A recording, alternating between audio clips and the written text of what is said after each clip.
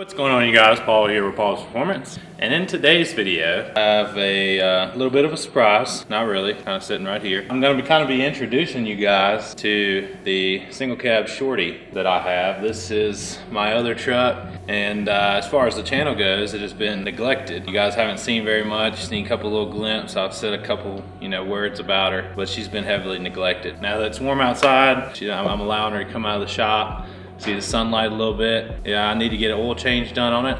I know it's not nothing huge. No, I'm not ripping the transmission out.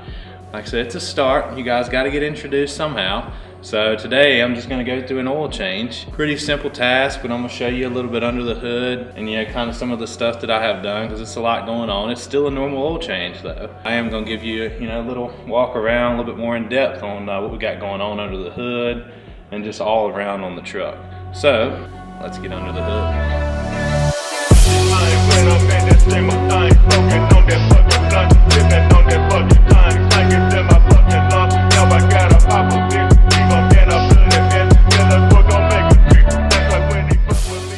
Alright guys, so now we have moved to the underhood and we're going to start with our oil change. And as always, first thing I like to do is remove the oil cap. That helps gravity do its thing and let the oil flow out a lot faster. As you guys can see, I have a all aluminum oil cap, which is completely unnecessary, but I don't know if you guys can tell by the rest, I enjoy aluminum. So I already had the rest, so I got it there to make it look pretty. The only other thing that we're gonna have to do up here, and one thing I love about the 6.0 Power Strokes, is the oil filters right here on top. If you get a glimpse of that, you can see I also have the all aluminum oil filter cap, because I can't stand plastic, especially with stuff like this. Plastic likes to ring off, all types of stuff. And then also it looks, pretty. We're gonna get that spun off, then we're gonna jack her up and get the oil drained. So we got the truck jacked up now, and we're gonna get this oil drained. On your 6.0s, get your drain bolt right here on the bottom. It should be a 19 millimeter. If not, then it's probably aftermarket, which is fine. Like I said, I know some people like putting those valves on here. The reason I don't have a valve on here is because there's nothing to protect that valve from hitting something and breaking off and losing all your oil. Certain vehicles have better designs. Unfortunately for this truck, there is nothing here, so I just leave the factory bolt,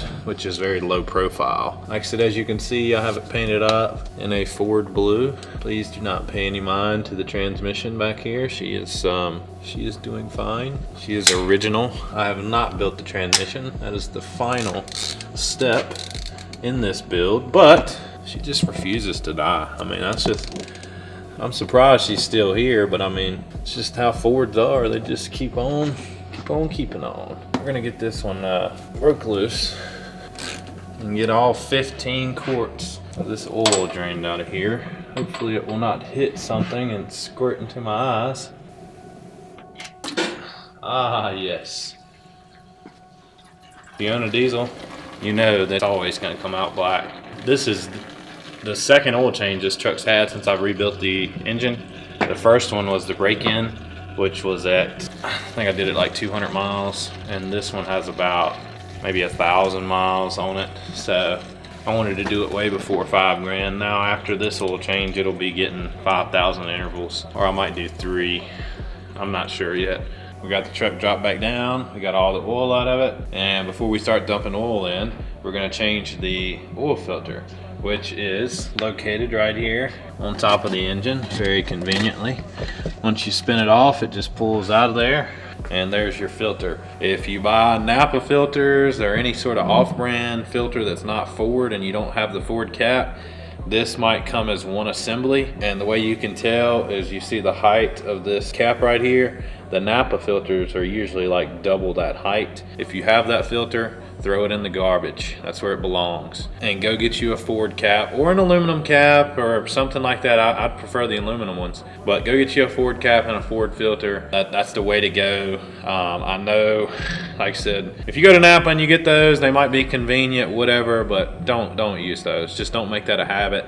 Stick with the Ford cap or a Ford style cap. This is the exact same. It uses a Ford filter. The reason I say that is because a lot of places will get that mixed up. If you do take your truck to get an oil change somewhere, I highly recommend staying with a forward cap because I've seen where people take their vehicles to get an oil change after having a Napa filter. It's one assembly, but you can still break the cap off of the Napa one. And you know, if they put a forward filter with a Napa cap, it's gonna leave like an inch gap in the bottom of your drain, and it's just gonna let that unfiltered oil go right by it. So that's what I've seen. Like I said, not saying it's gonna happen to you guys, but it is always better to stick with forward. So this aluminum cap uses a forward filter, as you can see here, FL 2016, the factory filter.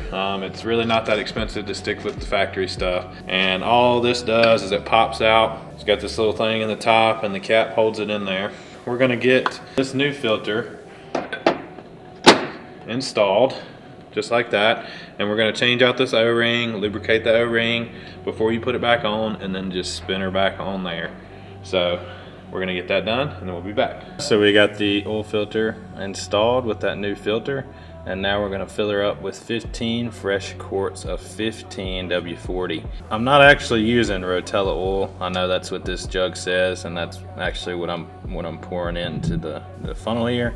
I'm actually just using these jugs because I like to buy the diesel oil in bulk, usually in a 5-gallon bucket, and then I just dump it into these jugs just to make it easier to pour in, because you guys know how a 5-gallon bucket full of oil is. It's not exactly easy to just kind of dump over in the engine bay. At least my arms would probably be deceased after that. So I put it into these smaller jugs. This is the last oil change I did on a truck, so I had these laying around.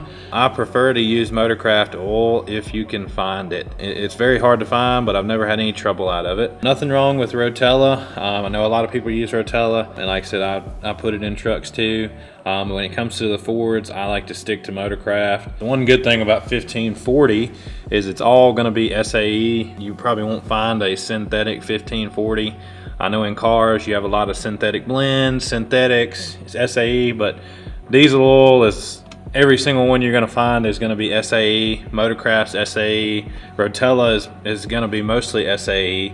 I think they do have a synthetic blend in one of the other ones, the T5. I'm not really sure because I usually stick to Motorcraft, but I like to stick with SAE oil because that's what Motorcraft uses. So if you can't find that, like I said, any of these oils will be fine. I don't think any of them makes any difference in these systems whatsoever. The main thing is that it's clean, especially for a 6773. Clean oil is key. Clean oil, keeping your filters changed, keeping your oil changed, is the best way to a happy truck. So we're gonna get this oil dumped in there, and then we're gonna see if she still runs.